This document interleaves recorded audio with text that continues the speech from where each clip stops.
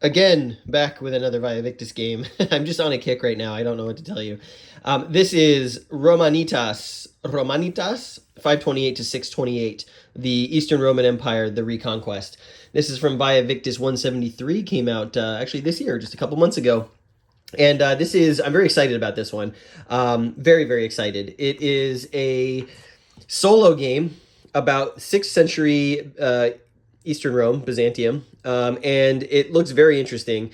Essentially, kind of a sandbox, somewhat, playing the Eastern Roman Empire and deciding what to do in the 6th century. So you're stepping in 528, you're kind of stepping into the shoes of Justinian, but the game goes all the way through to the Muslim conquest. So it covers a century of sort of the apogee of classical Eastern Rome before Islam overran a lot of the empire. And there's some interesting kind of mechanics here. I did finish reading through the rules, and as just the same old rigmarole that you've seen recently. Rules came with the magazine in French along with the tables. I didn't use that because I can't read them. Well, I can read them, but I can't read them to the degree that I would need to be able to play the game properly. So I went online and printed out the English rules. They're fine. Some of the translation in here is a little questionable, but the other thing about this game is that it looks to be very procedural, very procedurally heavy. So there's a lot of things that have to happen in a specific order, and I wanted to make sure I got that down. So I apologize in advance if the playthrough of this game is a little start and stop. I'm going to have to read through some of the sections, and there's a lot in each section, but I'll give you the basic gist of how this plays. So down here on the map, we can see there's 3 tracks, one for sort of the emperor, one for the state religion, and one for the state economy. And at the beginning of every turn, you're going to roll 3d6, and you're going to put them based on each of these factors, and you're going to put it in the correct box, and each box does something different. The general goal of the game is to have what are called Romanitas points or Romanness points, which is what this PR marker is for, in the positive. So if you ever have to start a turn and you calculate your PR, your Romanness points, point de Roman, I guess we can call them in French, and it's 0, you lose. I believe if you ever lose Constantinople, which is here, the Queen of Cities, you lose. There's a couple other auto lose conditions, but basically you're trying to make it through 10 turns. So each turn is about 10 years, about a decade. And you're going to be levying troops, seeing how the barbarian nations neighboring Rome might invade or attack or affect you. You're going to be carrying out diplomatic missions to local potential allies, as you can see up here, fighting off raids and piracy and potentially conquering territory, which will all gain you and lose you Roman points, PR.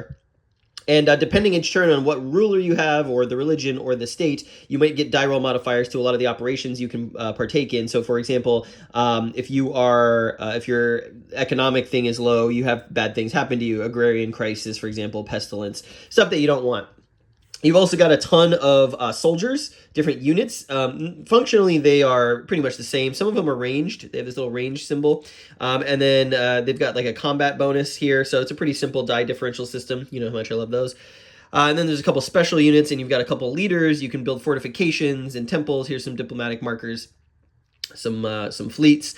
And you're going to be sort of using your Roman points to carry out operations in the game. So sending diplomatic envoys to neighboring kingdoms, raising troops, attacking the barbarian enemies. And every turn you're going to see what happens with the barbarian tribes and kingdoms all around you, and whether they're going to attack you or what their diplomatic status is with you. There's a table, actually, I'll put this here so you can see it, that you'll roll on in order for each of the different nations. And based on the roll that you get, they may be neutral, or they may conduct piracy against you, or they may try and raid or invade your kingdom. And you can see that a lot of these lie on the extreme end, so you're only going to get there with rolls with modifiers on them, and that's where this kind of comes in.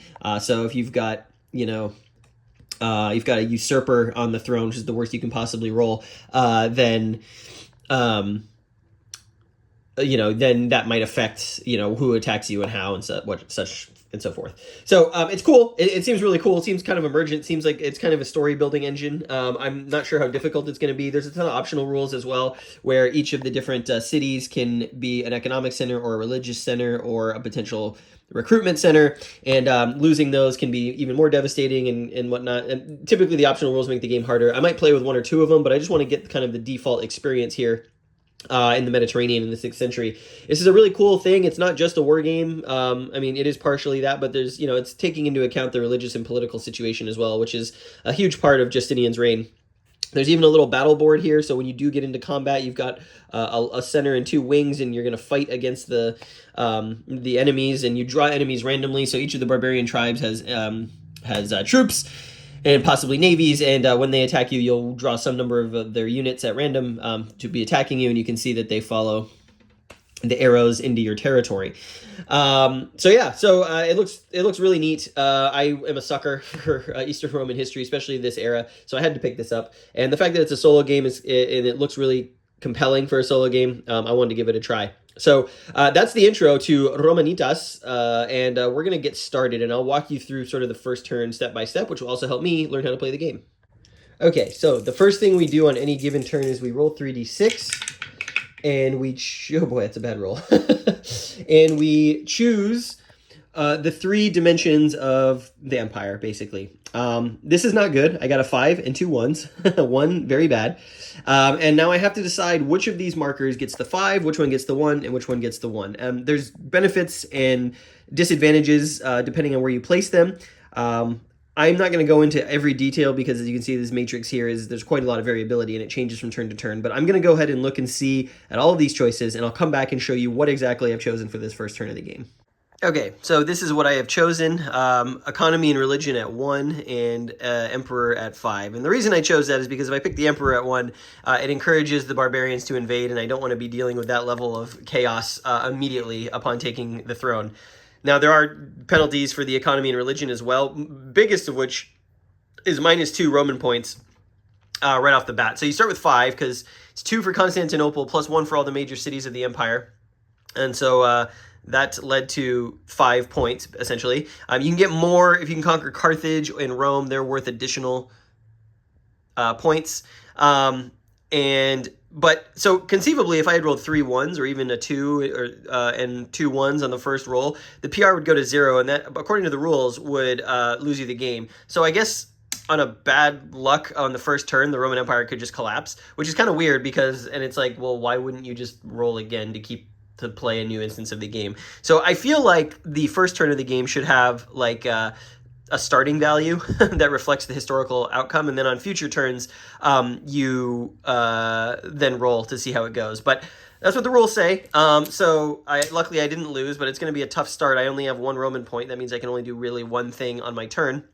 So let me talk to you about what the advance. So I put Basileus at 5, Vasilevs. So that just means I don't lose Roman points, and if I had eliminated units of the Roman Guard, I could put them back into the force pool. Force pool is full at the start of the game, so that doesn't get me anything. The religious affair is under heresy, which is... is on heresy. So what that means is it's turned over to its council side. So we're having a council of Christendom to start the game, which is actually historic, right? The council of many different councils under Justinian to try and reconcile the church disagreements. But I cannot perform any missionary diplomatic action. So this turn, I'm not going to be able to try and do some diplomacy with my bordering kingdoms because our religious clergy is engaged in debate. And then perhaps the worst one is the financial crisis. So this means that I cannot raise mercenary units, and I may not receive gifts from the church. And if for some reason any of my cities becomes desolated by barbarian invasion, I have to spend an extra RP in order to remove it. I have to spend extra RP to mobilize combat units or fleets to improve them. Not a big deal because the first turn, again, the army is full. So it's actually not as bad as of a roll to choose these two as it could have been, but I can see further in the game that being somewhat debilitating. So that is the first step of the game. Then the second step of the game is we have to roll for all the barbarian nations to see what happens to them. So I'm going to do that, and then we'll come back. Relatively peaceful decade in the Roman Empire here. The only thing that happened was Persia activated diplomatically into Albania. No, not this Albania, and successfully gained an alliance with the Albanians up here. So you put this -1 PR marker in the space. I don't know, the rules aren't actually clear about what this does. So a lot of the times when you place something in a space, it lowers your Roman points immediately. It doesn't say anything about that happening here, so I can only assume that when you place the diplomatic marker here, that means at the beginning of the turn when you calculate your Roman points that it is reduced by 1 for each diplomatic alliance that the Persians have.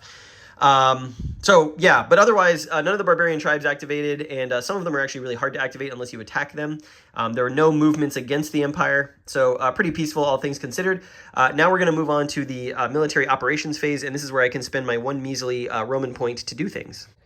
All right, so my decision comes down to one of 3 options. I have 1 Roman point. I can't really do much this turn. So my first option is I can build a fortification in Melitene or Antioch. This will prevent, make it harder for the Persians to invade me. This would be akin, I guess, to like the fortress at Dara under Anastasius, where they tried to stand off against each other along the border, make it harder to invade. So that's one option I can use my RP. Second option is reading the rules again. When I chose the 5 emperor, the Vasilevs, I got a free Excubitores or Scolae Palatini unit. The Excubitores is better. So the language in the rules is kind of misleading. There's this concept of mobilized, eliminated, and then like mobilized to be used in battle. So if a unit is in the mobilized box, it is ready to be used, but that is different than mobilizing it by paying Roman points to move it from the box to whatever military operation you're doing. And that is different than spending Roman points if a unit's eliminated to bring it back into the force pool. But the rules use the word mobilize in both ways interchangeably, so it's like very difficult to figure out what exactly they mean by mobilization. I think I figured it out, and that is if they're in the mobilization box, they can be mobilized using Roman points. So for 1 RP, normally it would cost me 0 to mobilize a comes, a military commander, minor military commander, and up to 3 scutatoi, which are basic Roman infantry. Normally that would cost me 0 RP. I always have them, but because I am in financial crisis, the cost for this is 1, specifically for the units. The comes is still free, but to mobilize the 3 scutatoi costs 1. Now, I do have the Excubitores this turn, and I kind of want to use them. And, I guess I was looking at, like, okay, if I want to attack, I can attack with a comes. I can attack 1 space adjacent to the Roman Empire. If I want to spend my point on the soldiers, I could attack the Gepids, but the Gepids are really powerful units, and of the 3 random that I would draw, most of them have a 3 or 4 rating, and I don't want to tangle with them. The second option would be to attack, historically, the Vandals in Africa, and their units are somewhat less frightening, and I would only draw 3 of them, and so there's a pretty good chance that I get the 0 and the 1 in that draw.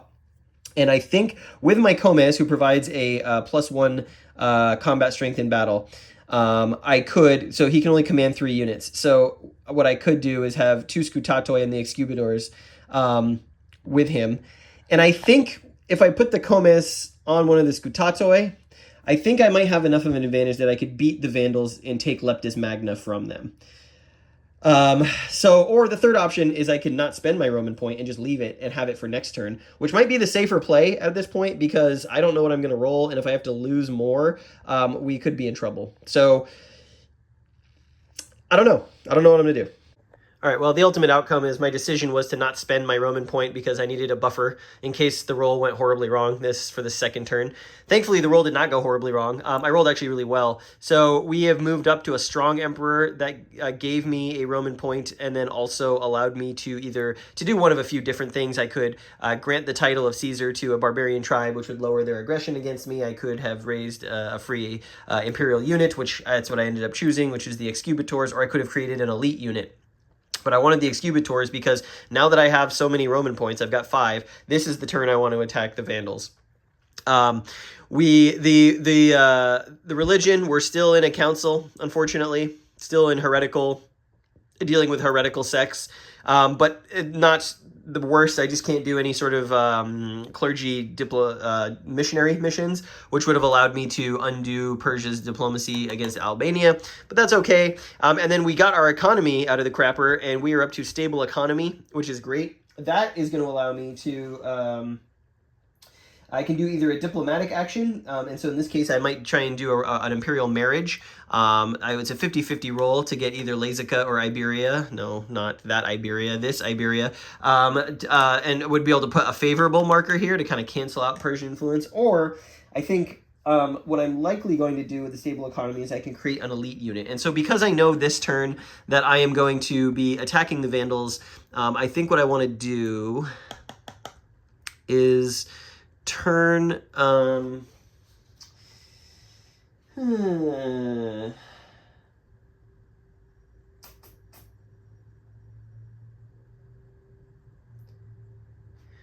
I have a lot of options. There's a lot of different options. There's ranged units up here. I kind of like this cavalry.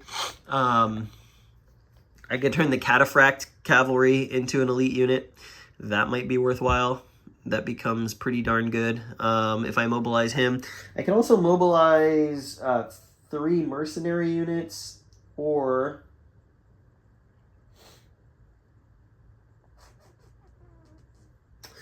I can turn some of these ranged units into elites. These, I don't know what these are specifically, but having one of them might be nice. Yeah, that's pretty good. I think what I'm going to do is probably... I think what I'll do is probably turn the cataphracts into an elite, is what I'll do with that one. All right, now it's time to see what the barbarians do. All right, so we've got our first attack on Roman territory, and that's from the Berbers. So the Berbers are going to come out of North Africa, and in this case, they're going to be attacking the city of Constantina. Now, I have a chance to respond to this by mobilizing troops and spending Roman points if I want to. I get some stuff for free, so if we look at the territory of Africa here with the 2, I can actually just levy for free 2 limes right here. So I'm going to do that. And then I can also get my Comes, which I'm not going to need later. He's the commander. We'll take him. And then I could also get, I can spend some RP. Well, I can get the 3 Scutatoi, which are the infantry, up here for free as well. Will that be enough to hold off the Berbers? I was kind of hoping to use the Scutatoi for the attack on Vandal Africa, but... Or I can spend 1 for 3 mercenary forces. I'll go ahead and take the Scutatoi. Oh,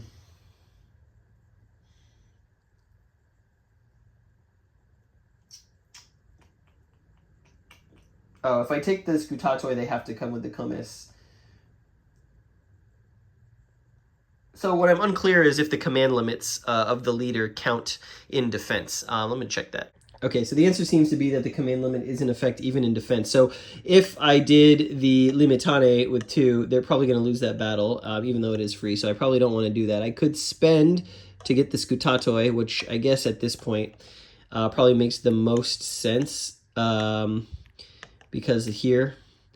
So yeah, we'll go to a battle. So here's what happens. We arrange our units in line, and we arrange the enemy units in line. Hopefully I survive this. And we place our Comes, our count. We'll place him in the center just to give the bonus there. And then we line up from left to right the enemy units that we are facing off against. In this case, the Berbers, you draw 3 random ones, but the Berbers are all the same. Mounted horsemen with ranged attacks. And then we're going to do the stratagema phase, or the stratagem phase.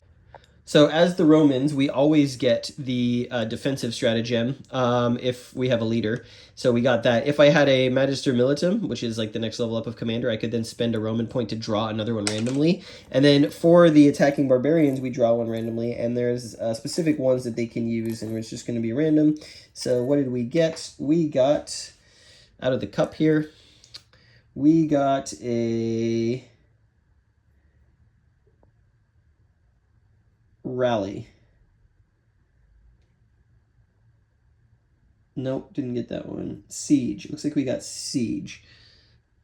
So again, the rules, the translation is a little unclear here, but my assumption with the effect of the siege chit is that if they were attacking a, they're here. If they were attacking a fortified city space, like here's Carthage, after the battle, they would if they win, they would automatically conquer the fortified space. But based on a roll, not automatically, I guess there's a roll. But this is not a fortified city space, so I don't actually think the siege shit does anything. So we're gonna have our combat. So the first thing that happens in combat is there's a couple of different phases. First, we get the fire phase. So units who have range, which all of the Berbers do, are each going to fire. And on a 6+, they will hit. So because each of these units has a 1, we add 1 to that die roll, so it's really on a 5+. And let's see what we get. Okay, so the only one to hit was this one. So he does a hit to this Scutatoi.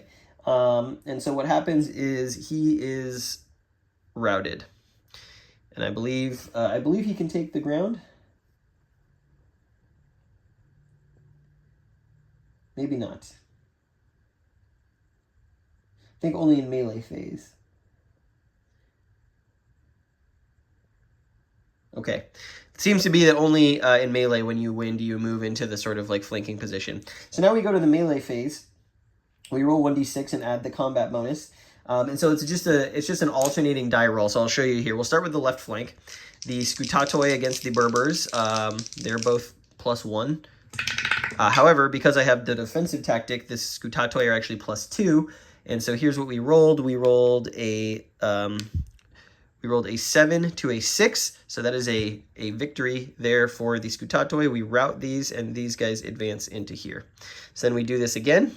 Now the Comes is, we're getting +1 for the Comes, +1 for the Scutatoi, and +1 for the defensive tactics. So we're actually +3 on the roll for the Romans. They rolled an 8, and the Berbers rolled a 7. So again, we rout the Berbers there, and so we move to the center. And I believe once you have two columns essentially routed, I believe you lose the battle. So I believe I beat the Berbers in this particular victory.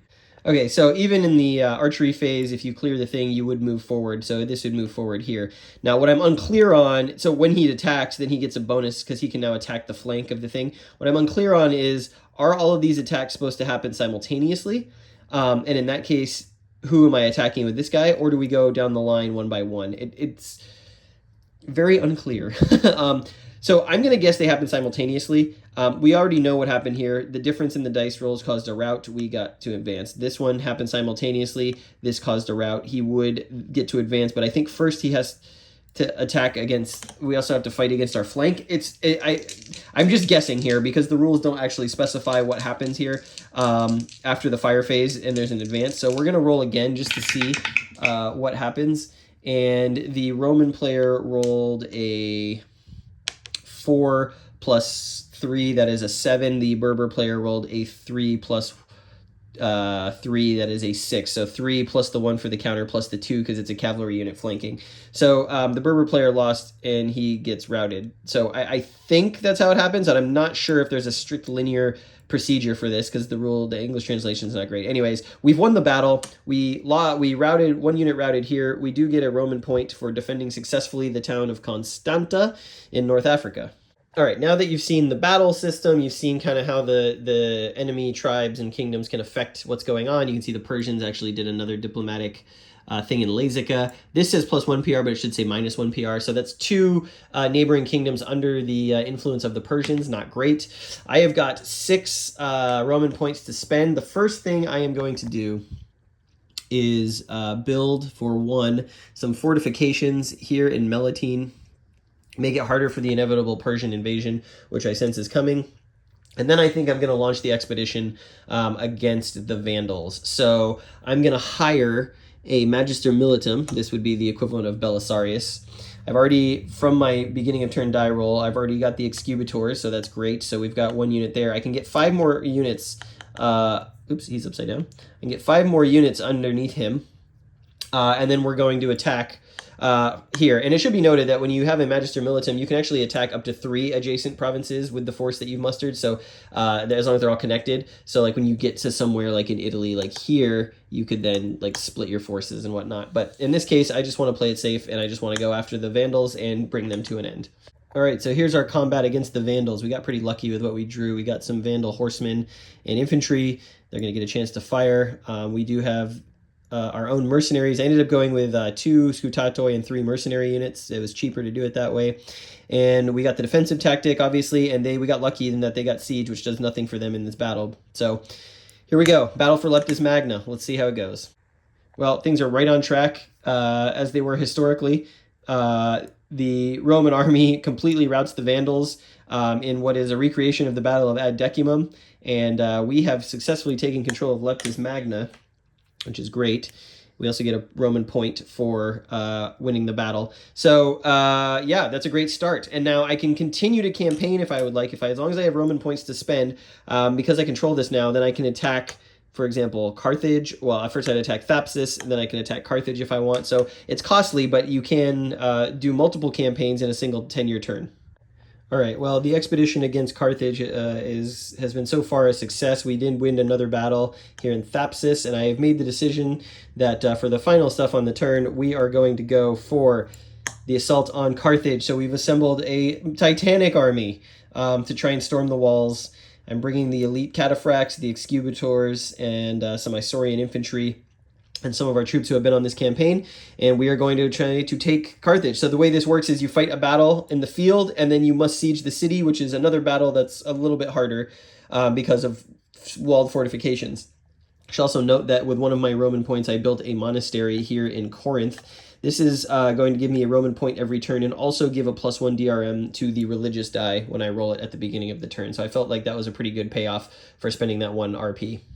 Okay, so we won the initial field battle outside of Carthage. So now there's a siege where we drew 3 units for the garrison of Carthage. What I'm unclear about is can you reorganize your wings for the siege? Because, you know, I may have started with the Isaurians on top here, but I really want for the siege the Excubators. And the reason for that is because you can only hit if you roll a 7 or more on the dice. So you want your best units in front.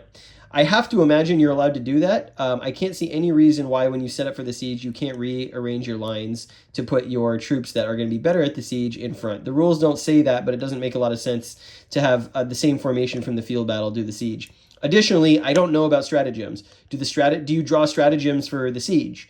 I would guess you don't, because the stratagems tend to be things like maneuver or harassment. So, for example, in the field battle, the Vandals got harassment, which gave +1 to their ranged fire. But can you really effectively harass in a siege? I don't know. I don't know what the answer is for the stratagem situation during a siege. So I'm going to just not draw them because it doesn't say that you do. And yeah, so again, some holes in the rules. I don't know if it's a translation thing or the rules didn't really like break down the procedures properly, but it's kind of, I mean, it makes common sense that, okay, now I've set up a siege. Now I'm going to change who my front attackers are going to be, and also there are no battlefield stratagems. It's a siege, so we're going to go with this. We'll see what happens to Carthage. All right, well, that went pretty well. It came down to the final round of the siege, the final roll. Sieges are a little different than battles. Only the attacker rolls, and you can only hit on a 7+, so you need those die roll modifiers before 4 rounds of the siege is over. And it turned out on the final roll of the final round, I got the hit I needed on the final defender to take Carthage. That's going to add a Roman point every turn, so I'm doing pretty well. And now we're going to go to turn 3, and we're going to figure out what's next for the Roman Empire. And I have to roll for my economy, empire, political, and religion. So let's see what we get. Just absolutely terrible roll. Wow, that's really bad. 2, 1, and 1. I guess the invasion of Vandal Africa was very destructive to the internal politics of the empire. Got to figure out what I'm doing with this garbage. Ugh, this is a really rough turn. So not only is this a terrible state for the empire to be in, but because I'm at war with the Vandals, it's more likely that other barbarian tribes try and come after me. So we had, first of all, the Vandals marshaled some strength to try and retake Carthage. We managed to beat them, hold them off. In order to stop that from happening, I need to take the rest of the Vandal kingdom. We had the Berbers come out of the desert, and they ended up raiding Caesarea. So that's really bad because that puts a negative Roman point there because I've let that city burn. We had an advance by the Slavs on Marcianopolis out of Central Europe. And now the Franks are out here attacking Narbo, and it is... I've used up all of my RPs to muster soldiers to fight them off. The Franks are the most dangerous by far, so you can see the Frankish cavalry there. So I had to hire some mercenaries. I have no more Roman points left. I think I may lose the game at the beginning of the next turn, but we'll see how this goes. Okay, well, we did manage to hold off the Franks, and the one thing I am forgetting is that every time you win a battle, you get a Roman point. So actually, the 3 battles that I won this turn against the Vandals, the Franks, and the Slavs mean I'm back up to 3 Roman points, which is actually I really critically needed. So it's almost always worth it to spend at least 1 PR when you're defending, because if you can guarantee or mostly guarantee a win, you're going to get it back. Okay, well, we have had a successful turn, but we've come to a place in the rules where there's a hole, or I'm very unclear what the intent is. So I have, with the 1 PR I kept getting for winning battles against the Vandals, managed to take out North Africa. I conquered all of them. First hole in the rules is there's nothing about being able to target a space that has been raided by a different tribe. So I assume that you can still fight for that territory. It's still controlled by the Vandals, so I won, and I put a marker there, and then I put this marker on top because I believe the rules say the only way you can remove this marker is by sending a missionary action, which I can't do this turn because the religion is so low. But it doesn't say that you can't take control of it. So I think I still control it. It's just in sort of a bad state. That's my understanding of the way the rules are written. Then I continued and took Septim away from the Vandals, won that battle. So I have now conquered the entire Vandalic kingdom. There is nothing. So the rules say that I guess I haven't. I guess I haven't conquered the islands here, which I guess I will do now. But I guess my question remains: if you take control of a kingdom's in all their territory, if you take control of a territory, the rules say that on the next turn, if it's the Vandals, the Ostrogoths, or the Persians, I think then they will attack you at the territory you just took from them. So, for example, if I were to conquer this all and I took the islands last, they would try and attack me. But it doesn't make sense because there's also the implication that, like, if you have completely conquered one of those kingdoms, that there is a complete conquered state. So there's on the table when you roll for each of the other barbarian kingdoms, there's a +1 if you fully conquered the Vandals or the Ostrogoths. That seems to imply that fully conquering a kingdom removes it from the game and makes other barbarians more likely to invade you. But I can't find anything in the rules about whether or not the Vandals will just keep coming every turn, which doesn't make a lot of thematic sense because in history, once the Romans defeated the Vandals and took back North Africa, there was no more Vandalic kingdom. So I'm at a loss kind of how to treat that. What I am going to do is I think I'm going to house rule it that if you wipe out a barbarian kingdom, they don't continue to attack you with 3 units every turn. It just doesn't make sense. Now, the problem here is as I'm looking at this, I can't go attack the islands. I need a ship in order to transport an army there, and I don't have one. So what's going to happen next turn, I guess conceivably, is that the rest of the Vandals that are on these islands are going to attack here and Septim to try and take it back from me. That's my understanding of how it plays, but I really wish there were some of these edge cases that easily could have been caught by playing in the rules, or at least they were translated better. Well, I rolled freaking great that turn. We got a 655 on the markers for economy, religion, and emperor, and that's going to lead me to a great haul of Roman points plus some extra bonuses. Can't wait for this turn. We're in the 4th decade. So I guess that would be we're in the 560s, kind of the end of Justinian's reign. We didn't conquer the Ostrogoths, but I'm really eyeballing it now. As soon as you start attacking barbarians, they get real angry. So this turn, we've got invasions from the Berbers, the Gepids, the Avars, the Slavs, who have sailed across the Black Sea to Cherson. And this ship here is a huge problem because it lowers my Roman points. That's a lot of battles I'm going to have to fight and spend resources on. Well, we fought off the invasions. No one succeeded except for the Berbers, who burned Caesarea again.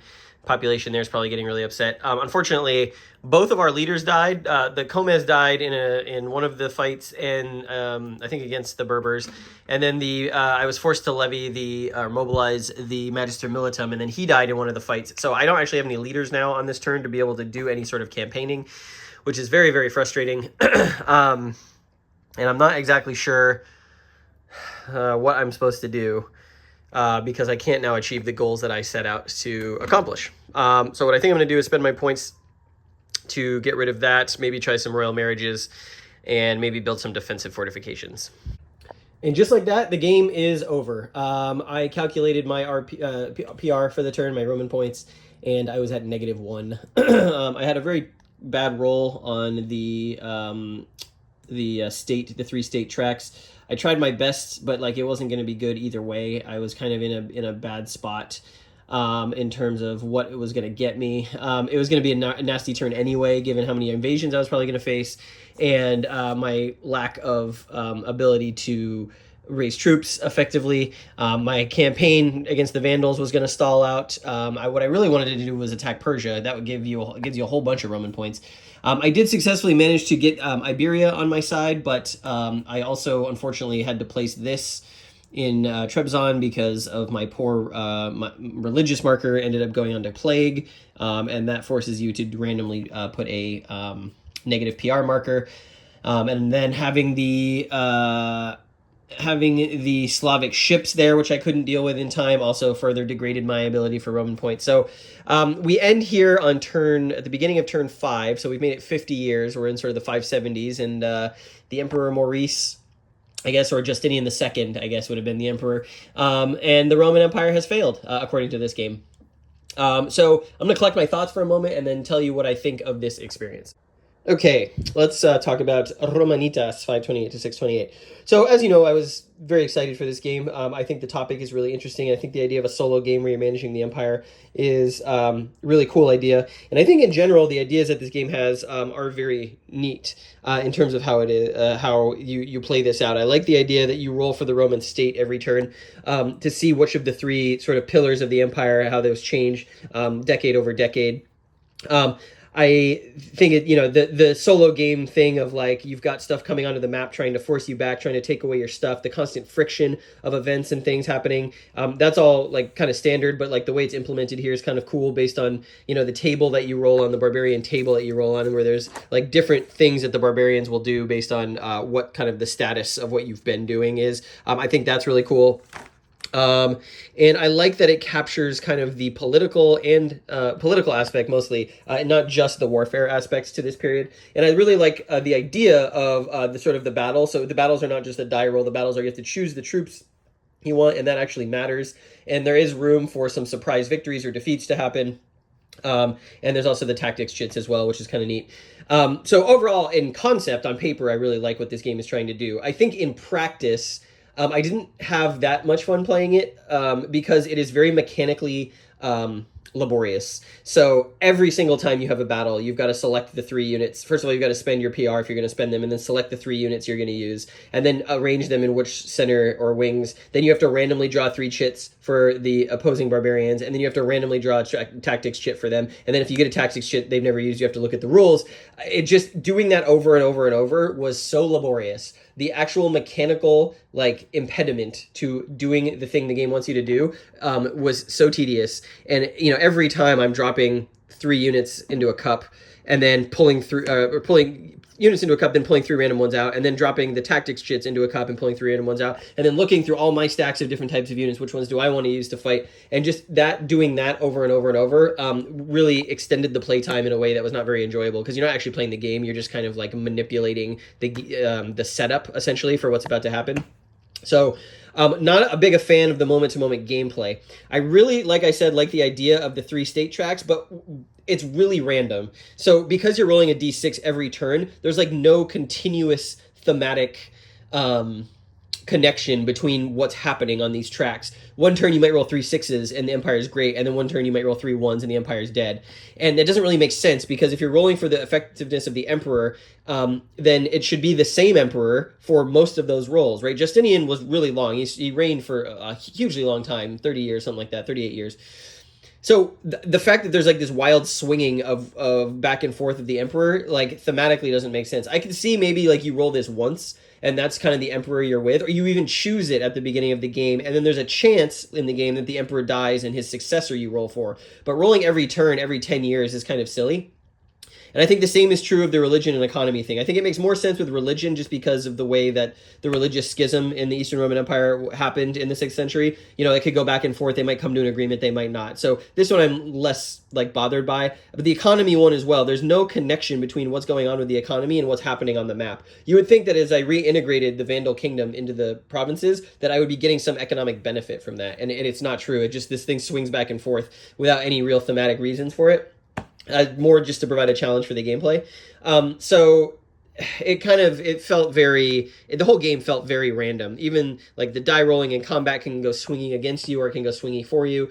Um, the die rolling for the barbarian tribes can get really swingy. So like as soon as you go to war with one of the barbarian kingdoms, like all of the tribes have a much higher likelihood of attacking you, and that doesn't really seem right. Like for example, I went against the Vandals here, and then the very next turn we had Avars and Gepids and Slavs um, and Berbers coming after me. Like that is not connected to what I did. Like why would the Gepids, who were actually a Roman ally for, or at least served as mercenaries for the Eastern Romans in this period, why would they suddenly decide to come out and attack and raid? Just because I am at war with the Vandals. They're so far away from each other, and there's there doesn't necessarily have to be political ties between the two that would cause that. And then on the other side, like Persia, who the Romans, biggest enemy, you would think that they would be much more aggressive, but really all they did was just some diplomatic isolation, which is actually quite easy to reverse. So I don't know. I think it just really missed the mark for me in terms of recreating the history. It is a bit of a sandbox, and it uses the trappings of the 6th century Roman Empire, and there is some historical stuff informing the mechanics and so forth, but like it never actually felt like there was cause and effect between different phases of the turn or different actions that you were taking. And so that on top of the really laborious play of the game, I think this would make quite a good like mobile game when the digital implementation would kind of like take care of all the bookkeeping for you. I think it would be much more compelling then. But as a solo game, it just plays so slowly that I couldn't really recommend it if you're looking for a solo experience. I do think it's a bit deeper than most solo games, which is nice. But again, part of that's because it's just so random. So like every game's going to be different, just inherent into like the sort of random chaos that the game throws at you. But it's interesting. It's interesting to play, and I like some of the ideas. I think I would implement them differently if I was designing this game, and I really, really love the setting again. So like I would like to see maybe another game like this, a solo game where you're managing the empire that's much more of a management sim, because I think that's what this is trying to do, and I really applaud it for that, because it's a different take on a war game than just the military matters. The one last thing I would say is that if you're an English speaker and you're trying to play this game in English, these rules are fine, but they're not great. There are huge holes in terms of either something being translated or missing in translation, or there's just part of the rules are written and they're missing key procedural elements of the game. This is a very procedurally heavy game. You can only do specific things under very specific circumstances. Raising troops, for example, like as an example, you can always raise the comes and the scutatoi for free. You've also got mercenaries, but you can only raise mercenaries in addition to troops you've already raised. And so nowhere in the rules does it say this, but if you're going to do that, you must also have then raised the Magister Militum, either because his command rating is 6, and so you've got 3 scutatoi and 3 mercenaries, or you get the comes and the Magister Militum, and you can have 9 troops. But nowhere in the rules does it explicitly say that. It just says mercenaries can be raised to be added to a force you've already recruited. So that implies that you actually can't raise mercenaries on their own, which necessitates that if you're using a comes, that you must then also raise a Magister Militum. It's stuff like that that's just like kind of in the weeds and not clear. And also, again, things with like the siege, do you draw tactics chit or not, and the way things are organized. I think this could use some work. This could use a native English speaker's sort of eyes on it and going through and finding these areas that have lots of questions around them, because like in edge cases the rules don't address some of those things, and then the designer should probably work with them to get some of that stuff answered in the text. I don't know if the French rules have that same problem, but the translation seems to be complete in terms of like they translated all of the text from the French version. I was looking and comparing the two of them, so I'm not sure what happened there, but it's a cool first effort, but it's not without its flaws, is what I would say. So that's Romanitas from Vae Victis, number 173, and I wanted to give you a look at it.